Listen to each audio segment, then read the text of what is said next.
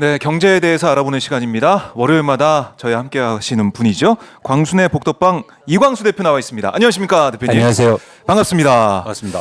자, 저희가 뭐 매주 경제 상황, 특히 이제 부동산 상황을 짚어보고 또 앞으로 우리 국가 미래, 우리 경제가 나아갈 길을 지금 찾아보고 있는 거 아니겠습니까? 네. 그런데 저희가 지난주에 계속해서 짚어봤던 이 DSR, 그것도 2단계 스트레스 DSR, 이게 뭐 7월부터, 오늘이 7월입니다. 뭐 7월 진행된다라고 얘기를 했었는데 이게 연기가 됐어요. 예. 이럴 수가 있나요? 저는 깜짝 놀랐는데 연기될 걸로 예상하셨습니까? 아니면 놀라셨습니까? 놀랐습니다. 놀라셨어요. 사실은 네. 보통 이렇게 정책이라는 게 어떤 사전에 네. 뭐 이야기도 좀 나오고 그러잖아요. 근데 굉장히 급박하게 나왔고 또 예상치 못한 일이었죠.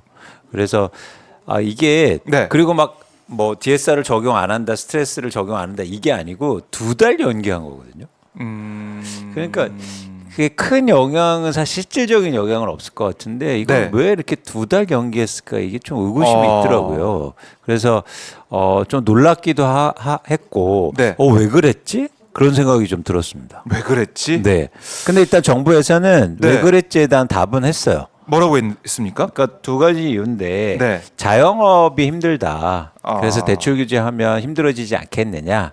이런 이유를 댔고요. 네. 두 번째는 뭐냐면 부동산 PF 이게 문제가 심각한데 연착륙을 위해서 스트레스 DSR 적용을 이렇게 빨리 하면 그러니까 네. 예정대로 하면 문제가 좀 있을 수 있다. 그래서 연기를 하겠다고 이제 발표를 했는데요. 사실 이게 근본적인 이유라면 좀 더 늘려줬어야죠. 예를 들어서 6개월이라든지 보통 그렇거든요. 저희가 6개월 단위로 정책은 끊거든요. 그랬던 것 같아요. 아니면 1년, 뭐 1년 유예, 2년 유예, 네. 뭐 6개월 유예 이렇게 하지 2달 유예하는 건 전 처음 봤어요. 2달, 하필 왜 또 2달일까요? 그러니까요. 이것도 이자가 들어가. 의대 정원 2,000명. 저거 액트지오 동해 석유 개발하면 2,000조 한다. 이것도 2달. 네. 이가 들어가는. 네. 뭐 이런 얘기가 나올 정도로 참 희한하다는 거죠. 그렇죠. 이상하다. 그래서 저는 이렇게 정책이 예정돼 있었는데 네. 특히 이렇게 대출 정책이나 이런 민생하고 연관이 돼 있기 때문에 신뢰성이 되게 중요하거든요. 그런 차원에서는 예정대로 실행하거나 네. 아니면 시간의 여유를 갖고 이런 문제가 생기니까 뭐 6개월 유예한다든지 1년 유예한다든지 이렇게 발표하는데 네. 2개월이다? 그럼 9월이거든요. 그렇죠. 곧 얼마 안 걸리잖아요. 2개월이면 금방 지나가잖아요. 그러니까 이유가 뭐지? 근데 저는 어떤 생각을 좀 가지고 있냐면 네. 지금 어떤 정책이 나올 때마다 충분한 사회적 합의 없이 나오기 때문에 일단 정책이 내놓고 테스트해 보는 거죠. 시장이 어떻게 변화할까? 그걸 자꾸 시장에 대고요. 네. 아니면 가게나 경제 주체들한테 대고 테스트를 해보려고 해요.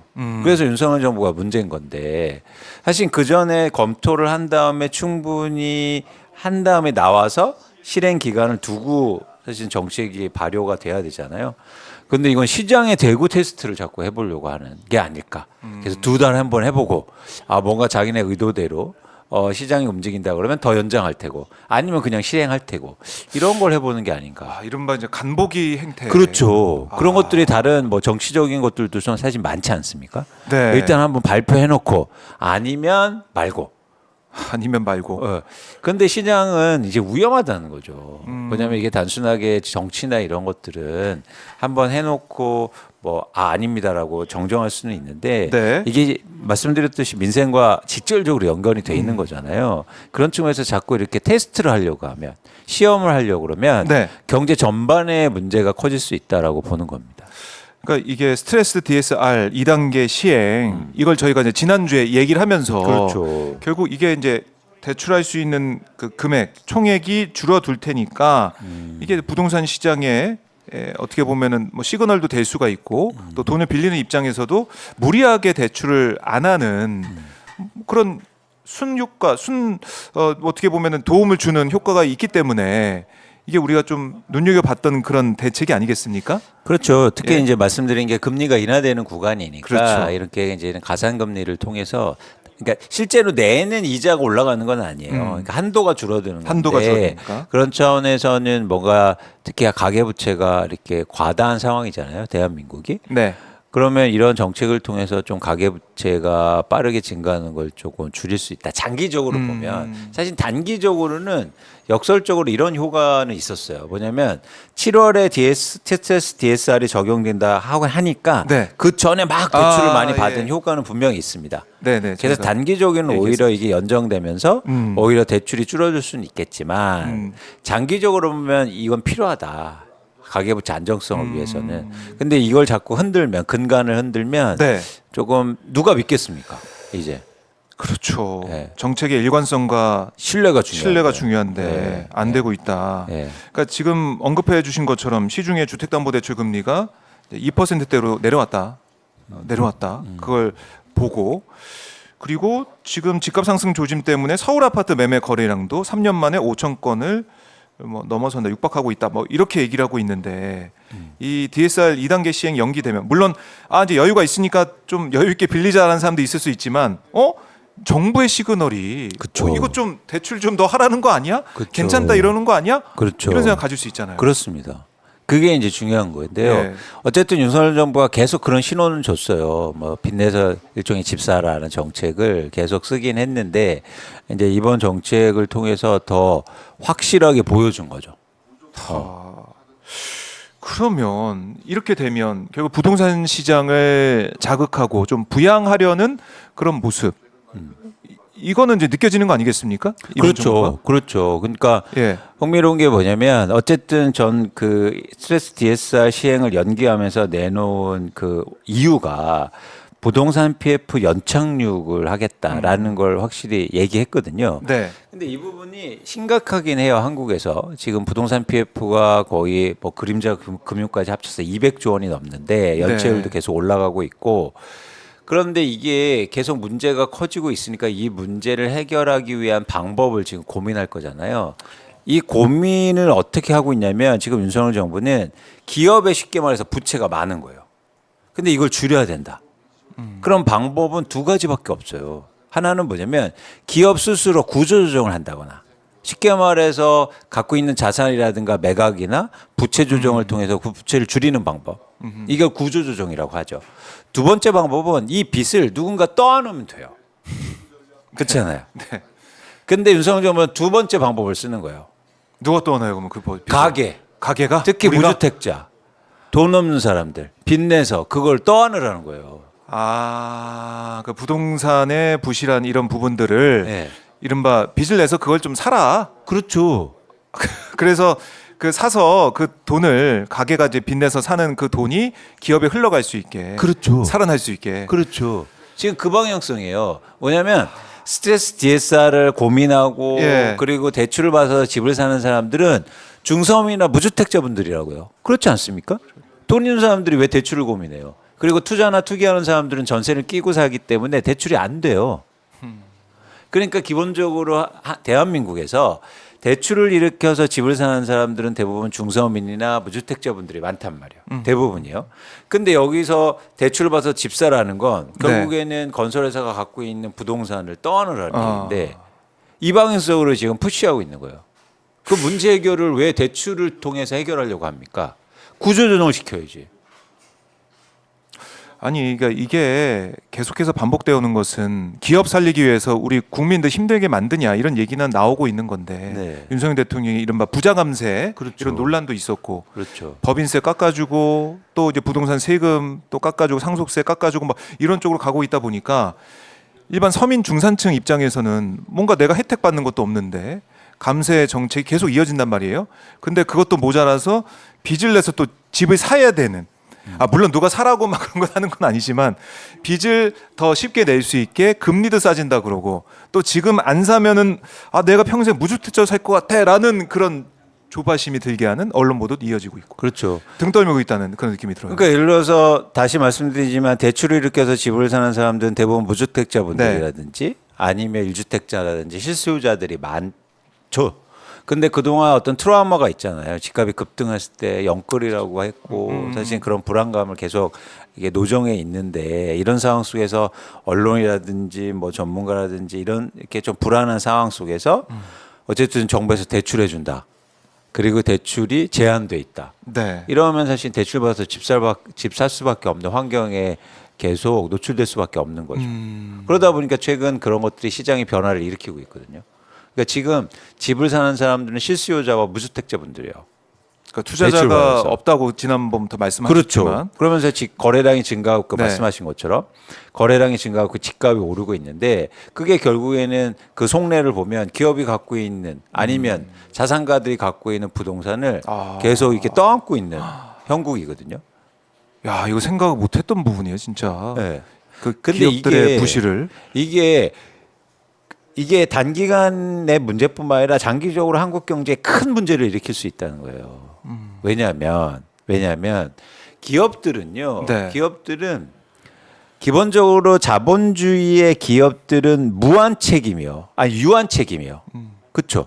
주식회사가 거기서부터 출발합니다. 유한 책임. 네, 그렇기 때문에 뭐냐면 네. 기업이 구조조정하고 망해도 새로운 기업이 나오고 그래서 경제의 역동성이 거기서 나와요. 그럼요. 그래서 계속 스타트업도 생기는 거고 기업들이 생기는 거예요. 근데 가게나 개인은 무한 책임이요. 물론 뭐 내가 채무 조정이나 이런 사항이 있지만 네. 근본적으로 무한 책임이요. 그래서 빚을 가게가 많이 갖게 되는 순간 네. 구조 조정은 안 되고요. 계속 빚을 갚을 수밖에 없는 구조로 가요. 그렇죠. 계속 빚만 갚아야 돼요. 네. 누가 빚더미에 눌려갖고. 누가 나를 대체해주고 이런 게 아니니까. 그렇죠. 그 예. 지점이에요. 계속 살아가야 되니까. 그렇게 하면 어떻게 합니까? 예. 소비가 줄어요. 아하. 이렇게 되면 그러면 소비가 줄면 우리나라 경제가 어떻게 되겠습니까? 장기적으로. 아 쪼그라들지. 그렇죠. 특히 한계 소비라고 그래서 네. 예를 들어서 막 돈이 많고 이런 사람들이 밥 한 끼 더 먹지 않잖아요. 그런데 중서민들이 예를 네. 들어서 재정적으로 돈을 벌기 시작하고 임금이 증가하면 쉽게 말해서 편의점에서 도시락 드시다가 식당에 가게 되죠. 그럼 소비가 갑자기 2배가 증가하는 거예요. 이게 경제 성장의 원동력이 되거든요. 맞아요. 근데 뭐 부자들이 스테이크 먹다가 나 상속세 깎아줬다고 나 스테이크 하나 더 먹어야지 이런 사람이 어디 있습니까? 오히려 상속세 깎아주면요 스테이크 덜 먹을 거예요. 살찔까 봐. 그러면은 그러니까 명확하게 그렇게- 한계 예. 소비 성향 이런 차원 때문에 사실은 경제가 안정적으로 성장하고 소비가 우리나라 GDP 중에서 50%가 내수 소비인데 네. 그런 쪽에 소비가 잘 되고 경제가 성장하기 위해서는 사실은요 중서민들이나 이런 쪽에 소비가 증가해 줘야 돼요. 아 그게 중요하군요. 근데 지금 빚을 일으켜서 여기에서 빚 부담이 가중되게 되면 네. 소비가 안 좋게 될 거 아닙니까? 아하. 근데 이런 상황이 똑같이 과거에도 있었어요. 그 용어가 뭐냐면 예전에 2010년도, 13년도에 있었던 하우스 푸어예요. 빚 내서 집 사는데 계속 빚만 그건 집값이 올라가는 거하고 다른 의미예요. 집값이 올라간다고 내 집 바로 팔고 뭐 이익을 챙길 수 있습니까? 안 되잖아요. 계속 빚만 갚아야 돼요.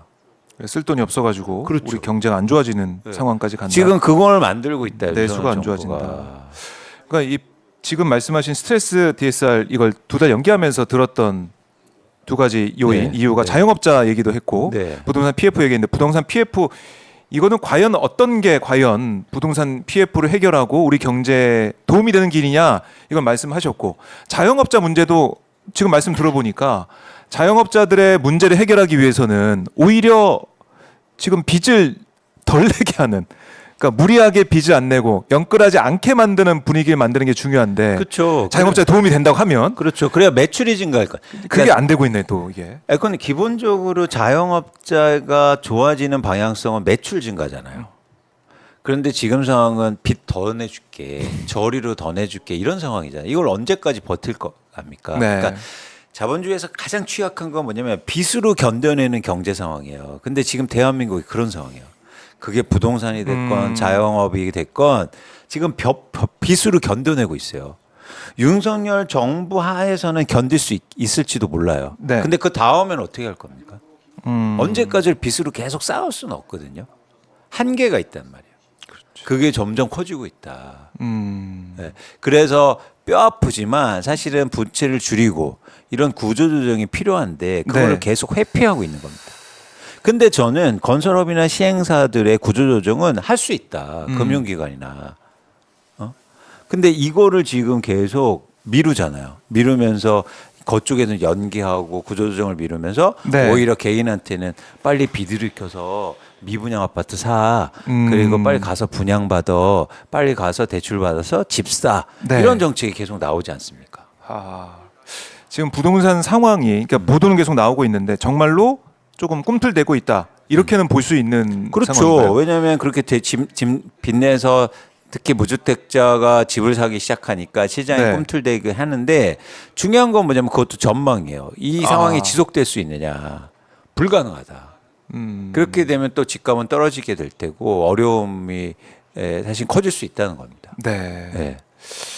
참 어렵습니다. 근데 또 무주택자 입장에서는 지금 이 기회를 놓치면은 또 지난번 이른바 이제 폭등장에서 느꼈던 그런 박탈감은 또 가지게 될까봐 한번 겪었으니까 또 두려워할 수도 있는 거 아니겠습니까? 근데 집값이 그렇게 오르기는 그 당시부터 오르기는 사실은 네. 불가능하다고 좀 봐요. 왜냐하면 그러니까 가격이 예를 들어서 시장에 투자하는 사람들이 막 쏟아져 나오고 거기다가 실수요자도 붙을 때 그런 가격이 나오거든요. 네. 근데 지금 투자하는 사람들이 한국의 아파트를 특히 서울의 아파트를 살 마음이 없어요. 왜냐하면 돈이 안 되니까. 아, 네. 그래서 지금 시장을 움직이는 수요는 대부분 실수요자들인데 네. 그 수요가 계속 높은 가격을 받쳐주면서 증가하기는 어려운 구조라는 거죠. 그래요. 그러니까 또 같은 역사가 반복이 될까봐라는 그런 조바심이 있는데 그렇죠. 그렇진 않을 것이다. 근데 그 역사가 어땠습니까? 네. 2021년도에 그게 극점이었는데 그 이후로 집값이 폭락했잖아요. 그렇죠. 네. 그러다가 이제 다시 오르고 있는데 여러분들이 한번 진지하게 이거 고민하셔야 네. 된다. 사실 지금 집을 또 살려면 무리하게 대출을 일으켜서 또 높은 가격에 사야 되는데 그 가격이 유지가 가능할 건가? 라는 걸 고민해 볼 필요가 있다는 거죠. 근데 사실은 실거주자 입장에서는 내가 이 동네가 너무 좋아. 여기 꼭 살고 싶어. 그러면 평생 살고 싶어. 이렇게 되면은 좀 비싸더라도 아니면 빚을 좀 낸다고 하더라도 살 수는 있는 거잖아요. 그렇죠? 사실 수 있죠. 그건 예. 개인의 자유입니다. 예, 그렇죠. 개인의 자유인데요. 네. 저는 기회 측면에서는 좋은 시점이 반드시 온다. 그런 고민을 하게 되는 겁니다. 그러니까 예를 들어서 막 집값, 그러니까 이게 통계적으로 이게 어려워요. 왜냐하면 집은 언제 사고 싶냐면 네. 오를 때 사고 싶어요. 왜 그럴까요? 어쩔 수 없어요. 그게 인간이니까. 동서고금을 막론하고 예. 언제나 사람들은 오를 때 집을 사고 싶어 합니다. 떨어질 땐 사기 싫어하고. 더 떨어질까봐. 예. 그래서 내 집 마련을 언제 하냐면 언제나 네. 집값이 오를 때 대출을 일으켜서 사요. 그런데 반대로요. 시장에서 투자하는 사람들은요. 떨어질 때만 사요. 어려워. 예. 어렵죠. 예. 어렵죠. 그래서 여러분들이 정말 급한 거 아니고 정말 네. 좋은 집이고 내가 여력이 충분하지 않다면 다시 한번 고민해 봤으면 좋겠다. 다시 한번 고민을 해봐. 지금이 우리 대표님 보실 때는 정말 좋은 때는 아니다라고 보시니까 안타까운 마음이 설명하시는 거 아니겠습니까? 그렇죠? 그렇죠. 지금은? 그렇죠. 그리고 이런 경험이 과거에도 똑같았어요. 뭐냐면 2009년도에 이제 유사한 경험이 있는데 네. 그때 당시에 2007년까지 집값이 폭등을 해요.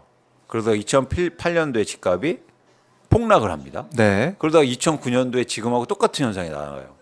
집값이 막 올라요. 아하. 무주택자분들이 막 사기에 실수요자들이 사면서. 근데 그 이후로 집값이요 5년간 빠져요. 또 떨어졌죠. 그러니까 그 수요가 지속될 수 있느냐가 수요가 중요한데 지금 수요가 지속되긴 되게 어렵다. 아, 지금은 어려운 상황이다. 그래요. 아, 근데 참 이게 심리적으로 어렵습니다. 힘들고 어렵기 때문에. 네. 왜냐면은 뉴스 딱 휴대폰 들면은 계속 쏟아지는 뉴스가 오른다, 뭐 폭등 하나, 뭐 어디가 오르고 있다, 뭐 이런 얘기가 계속 나오고 있으니까. 그러니까 힘듭니다. 그래서 네. 사실 정부가 잘해줘야 되는데 그리고 언론이나 전문가들이 잘해줘야 되는데 네. 그런 측면에서 좀 안타까운 측면이 있죠. 특히 윤석열 정부는 가장 공적이 집값을 안정시켰다고 하잖아요. 네. 대통령도 스스로 나와서. 근데 안정시키려고 하는 정책을 한 적이 없어요. 아무것도. 그래요? 아니 지금 보면 서울시 같은 경우는 토지거래 허가 구역 지정 해가지고 네. 좀 눌러놓고 있는 거 아닙니까? 집값 안정을 위해서. 아니 그거는 뭐 잠실, 삼성, 뭐 목동, 막 이런데. 아니 그거는 토지 허가주로 예. 이렇게 많았고 투기과열지역이나 투기 지역이 예. 많았는데 점점 축소해서 그 지역만 남은 거예요. 근데 거기까지 하면은 여론의 지탄을 받을 거니까 하고 싶어도 지금 안 하고 못하는 있다 지금. 거죠. 못하는 서울시, 거고. 서울시가 뭐 어떻게 하고 있는 거니까 서울시가. 그러니까 완전히 다 풀려 있다가 그것만 윤석열 정부나 서울시에서 지정한 거면 아 그래도 그건 했네라고 했지만 네. 확장되는 거 계속 줄인 그렇죠. 그건 거잖아요. 맞죠. 투기지역이나 투기과열 지구를. 집값도 떨어진다고 하니까 몇 년 동안 계속해서. 그러니까 윤석열 정부는 사실은 한 게 없다. 특히 서울시는 집값 안정을 위해서. 그런데 그렇게 볼 수 있구나. 그냥 전반적으로 경제 상황에서 집값이 네. 조금 안정되고 떨어진 건데 오히려 지금 집값을 부추기고 네. 이런 정책이 더 나오고 있는 상황입니다. 그래서 결국 실수요자나 우리 중산층 서민들 무주택자가 네. 이 시장에서 집을 사기에는 그렇게 좋은 때는 아니다. 그렇죠. 이렇게 그리고 정리해 볼 수 있겠네요. 예를 들어서 여러분들이 사시고 싶으신 집을 가면 네. 사실은 너무 비싸기 때문에 대출을 많이 일으키거나 아니면 내가 무리하게 내가 거주하지도 않을 집을 이제 사셔야 되는데 네. 그러기에는 좋은 시점이 아니라고 보는 거죠. 이런 상황이 지속되기는 좀 힘들다고 판단하는 지속되기 힘들다. 자, 심리적으로 왜 오를 때 내가 사야 되느냐 이런 계속 자문자답하면서 그거는 저는 이제는 그 마음이 불안이 맞아요. 기저에 있기 때문에요. 근데 저는 네. 왜 이순신 영화에 보면 이런 생각, 그 두려움을 용기로 바꿀 수 있다면 이 얘기를 하시거든요. 근데 여러분들이 그 불안을 저는 용기로 한번 바꿔보시면 어떨까 생각을 합니다. 그러면 조금 더 시장이 네. 그리고 지금 상황이 조금 더 다르게 보이실 거예요. 아, 과연 근거가 있는 얘기인가? 이렇게 빗으로 계속 올라가는 집값이 과연 안전한가? 네. 그 예전에 저희가 이제 그러니까 뭐 주식 가격이 빠져서 경제 공황이 온 적은 없어요. 근데 부동산 가격이 빠져서 경제 공황이나 경기가 위축되고 굉장히 리스크가 커진 적은 글로벌하게도 많고 네. 우리나라도 있거든요. 그만큼 사실은 부동산은 굉장히 위험한 자산입니다. 그게 개인이라든지 국가 경제라든지 여러 가지 차원에서 그런 측면에서는 여러분들 신중하게 의사결정을 해야 되는데 네. 그 신중함을 할 때 불안에 대한 감정보다 여러분들이 용기를 좀 가지실 필요가 있지 않을까 생각을 합니다. 용기. 네. 쉽지가 않고 또 이제 금리 인하기가 다가온다.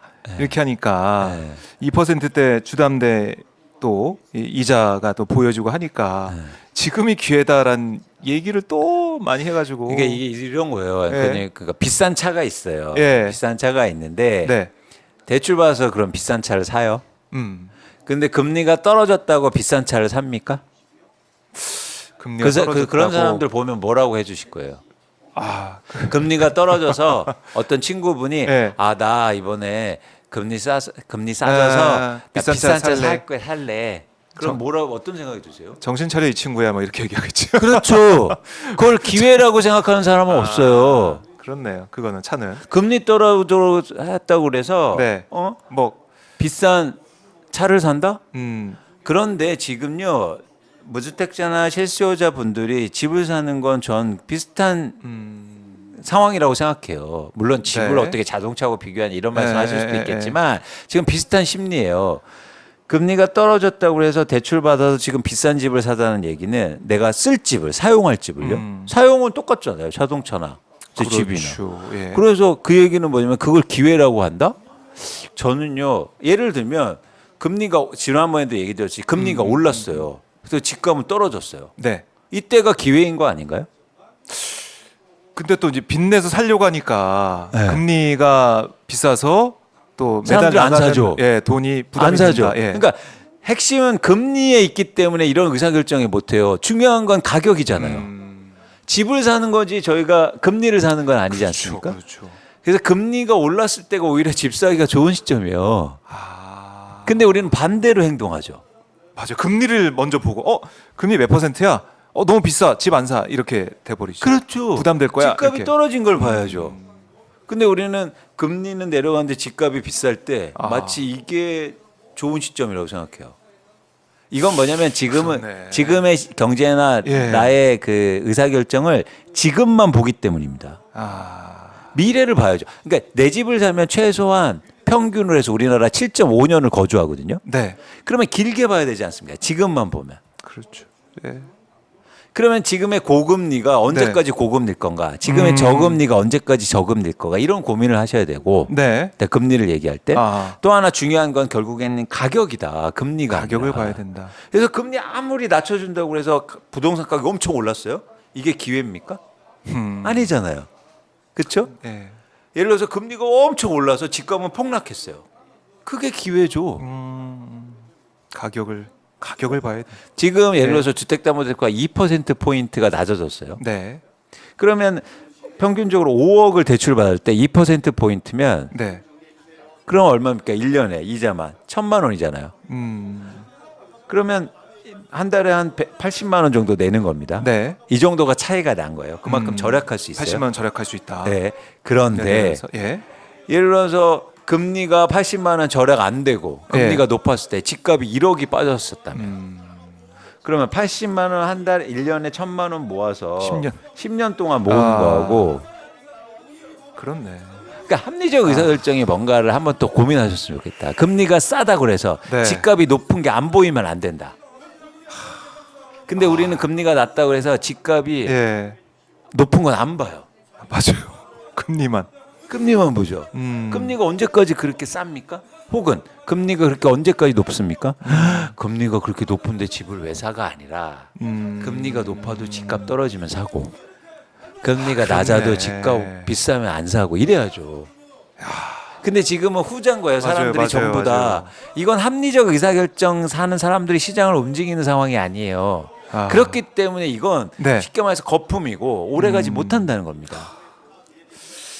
참대 이 경제 전문가들이 참 예측하기가 어려운 것 같아요. 경제가 어려운 게 또 이게 오래 가지 못한다 했는데 또 오래 가면 또 어떻게 집값이 막 높은 가격이 오래 간다. 난감해지잖아요. 근데 우리 대표님은 확실하게 또 오늘 말씀을 해주시네요. 아니 저는 이제 시장 네. 전망을 하는 입장이니까 이게 제가 두리뭉실하게 하면서 뭐 그러고 싶지는 않아요. 그 대신 제가 열심히 노력하는 거고 물론 제가 100% 맞힐 수는 없겠죠. 그런데 네. 여러분들이 의사결정은 최소한 할 때, 예. 합리적으로 하셨으면 좋겠다. 그러니까 지금 어떻게 보면 우리가 언론 통해서 접할 수 있는 그 정보, 그 내용은 치우쳐진 정보일 수가 있으니까 그렇죠. 거기에 금리에 뭐 금리 2%대 이게 다 제목으로 뽑히니까 사람들이 볼 때는 낮아졌네. 그리고 집값 오른다고 하니까 지금이 기회인가 생각을 할 텐데 그 정보도 있지만은 우리 이광수 대표님이 주는 정보도 들어보고 판단해야 된다. 근데 제가 이제 힘이 너무 약하니까 이제 제가 왜냐면 예. 너무 거대한 벽을 느껴요. 이 그러세요? 언론과 전문가들의 벽이 일종의 부동산의 전문가들이 100명이 여론조사를 하면 90% 이상이 다 이해관계자들입니다.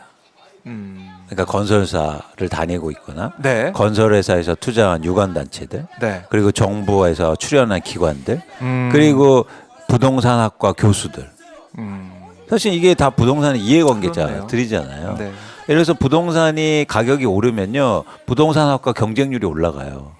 그래요. 당연하죠. 예를 들어서 우리나라의 부동산 대학원 같은 데 경쟁률을 보면 네. 부동산 가격이 폭등하면 막 8대 10대 1로 올라가요. 근데 최근에 부동산 가격이 떨어지니까 경쟁률이 2대 1로 줄어요. 그러니까 얼마나 이게 이해관계입니까? 그러니까 이해관계를 뭐라고 하는 거 아니에요. 사람은 누구나 팔은 안쪽으로 굽게 만들죠. 그건 뭐라고 하는 게 아니에요. 근데 우리나라에 네. 그 정보를 양산해내는 특히 부동산의 양산 주체들이 이해관계자가 많다. 그래서 여러분들이 보시는 게 균형이 없다는 그렇죠, 거예요. 그렇죠. 경제지에서 뭐 부동산 기사는 또 많이 쓰는데 오른다고 그러고 그렇죠. 예? 경제지 입장에서는 또 올라야 다 건설사 연관이 돼 있는 그런 매체들이 또 많기 때문에 그렇죠. 그래서 그러니까 최소한 균형 여러분들이 지금 균형 있는 정보가 없다. 네. 그런 측면에서 좀 안타까운 게 있는 거죠.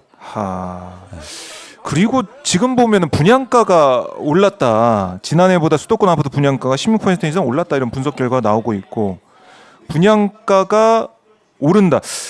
고분양가 추세가 전국적으로 확대되고 있는 것 같다라는 건데 이게 또 집값이 분양가가 높아지게 되니까 또 지금이 제일 쌀 때가 아니야 이런 생각도 하실 수가 있고 그런 건 어떻게 봅니까? 그러니까 이게 분양가가 예. 올라간 이유에 대해서 이제 고민을 해봐야 되는데 이게 대부분 얘기하는 게 뭐 철근 가격이 올라가고 원자재 가격이 그렇죠. 예, 올랐다는데 공사비 핵심은 뭐냐면 예. 그 분양하는 주체들, 건설사나 시행사가 땅을 비싸게 사서요. 아니 여러분들이 아파트 분양받았을 예. 때 가장 큰 원가가 뭡니까? 땅값이잖아요. 땅값이겠네요. 근데 그거 사업하려고 가격이 네. 막 오를 때 땅을 샀거든요. 비싸게 산 거예요. 그러니까 미분양 나고 부동산 PF가 문제가 생긴 거거든요. 근데 분양할 때 당연히 고분양가가 나올 수밖에 없는 거죠. 땅값이 비싸니까 원가 자체가 비싸기 때문에. 네. 아. 그래서 고분양가가 나왔어요. 네. 그런데 분양을 할 때 이렇게 막 분위기가 조장되면 마치 이게 어쩔 수 없는 것처럼 분양을 받게 돼요. 그게 이제 해결 방법으로 제시되는 건데 예를 들어서 합리적 의사결정이면 예. 저희가 이런 컵이요. 원가가 많이 들어가서 가격이 오른다고 해서 무조건 삽니까? 아니면 필요할 때 사죠. 그렇죠. 네, 필요할 때. 가격이 너무 비싸다 그러면 안 샀고 대체재가 그렇죠. 생기고 네. 이런 거잖아요. 근데 주택이라는 게 두 가지가 문제점이 있기 이 과정에 느리게 반영돼요. 첫 번째, 필수재이기 때문에 심리가 많이 들어가요. 그렇죠. 네, 그래서 심리. 마치 공장에서 이거를 비싸게 사면 이제 전반적으로 가격이 오른 것처럼 막 불안해져 또. 그렇죠. 그러니까 그냥 사게 되는 효과가 생겨요. 공사비도 올랐다고 하니까 뭐 비용이 올랐으니까 물가도 올랐고 이게 뭐 적당하겠네 이런 생각할 수도 있고. 그렇죠. 예. 그리고 두 번째는 뭐냐면 아까도 계속 말씀드렸듯이 적절한 정보가 못 가니까 정보가 왜곡되고 하니까 의사결정이 왜곡되는 거죠. 그렇네. 사실 그렇잖아요. 어떤 제품의 원가가 올라가면 수요가 네. 줄게 되는 게 맞지 않습니까? 맞아요. 근데 우리는 일시적으로요. 원가가 올라가서 가격이 오르면 수요도 덩달아 올라가는 현상이 나타나요. 주택에서. 근데 이게요. 오래가지 못한다 또. 그러니까 다른 재화하고 다르게 부동산은 가장 크게 문제가 되는 건 수요가 중요한데 어떤 수요가 중요하냐면 유효 수요가 중요해요. 그 가격을 감당해낼 수 있느냐.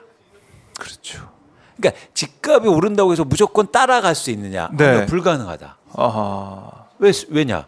살 수 있는 여력이 안 되는 거예요. 그렇잖아요. 그럼 분양가가 마냥 올라간다고 그래서 가격이 계속 올라갈 수가 없어요. 수요가 못 쫓아가잖아요. 어느 순간. 그러면 얘들이 미분양이 나잖아요. 네. 그럼 당연히 할인 분양하고 집값이 떨어질 수밖에 없어요. 또 네. 하나 토지 가격이 떨어질 거 아닙니까? 그러면은 분양가도 당연히 떨어질 거다. 과거에도 똑같이 있어왔고. 그렇죠. 뭐 반포인가요? 강남에서 미분양 난 그런 아파트가 있었다고. 반포자에 미분양 났어요. 제가 그때 GS건설을 다녔어요. 심지어. 예. 그때 그거 안 팔려갖고요. GS건설 흔들거렸다고요. GS건설은 앵커님 아세요? 건설회사잖아요. 네. 근데 자기 집이 없어요. 왜요? 새 들어 살아요. 빌딩에. 그것도 이례적이네요. 그때 그렇게 예. 안 팔려서 아파트가 자기 있던 건물 다 팔고 땅 팔고 그래서 그 아파트 지었다고요. 아니 웃을 일 아닙니까? 한국의 굴지의 대형 건설사가 예. 새 들어 살아요. 자기 건물이 없어서. 건설사가 그 정도로 힘들었네요. 그만큼 사시는 이 부동산이라는 게 위험하다. 그래서 이 분양가 고분양가 하고 하지만은 이 언론 보도나 이 분위기는 고분양가 논란이 있지만 아유 뭐 다 비싸졌는데 그리고 공사비 오른다는 얘기 계속 나오고 있는데 그 정도는 뭐 감당하는 거지. 또 앞으로 부동산 가격이 오를 거니까 또 금리가 내려갈 거니까 네. 이 정도는 괜찮아. 네. 이런 분위기가 조성이 되는 거. 이게 네. 잘못됐다는 거네. 그렇죠. 잘못될 뿐만 아니라 네. 이렇게 시장이 유지되기 힘들다. 그러니까 예전에 제가 하우스포 말씀드렸죠. 네, 네. 그때하고 지금하고 가장 다른 점이 있어요. 어떤 건가요? 그때는 40, 50대가 대출 받아서 집 샀어요. 네. 지금은 30, 40대가 대출 받아서 집 사요. 그러니까 미래 수요가 당겨져 오고 있어요. 이런 말씀 드리면 저한테 욕하시는 분도 계시겠지만 네. 사실은요. 지금 집을 사시는 중에 신생아 대출이 있잖아요. 그렇죠.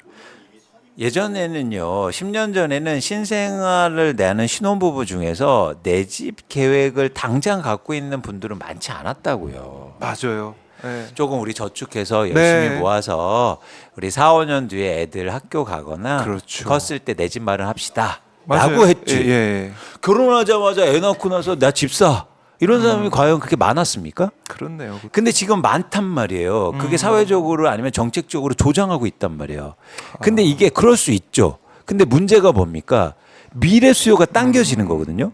그럼 지금 30, 40대가 샀어요. 그러면 이 집값을 받쳐주기 위해서 누가 사줘야 됩니까? 20대가 사죠.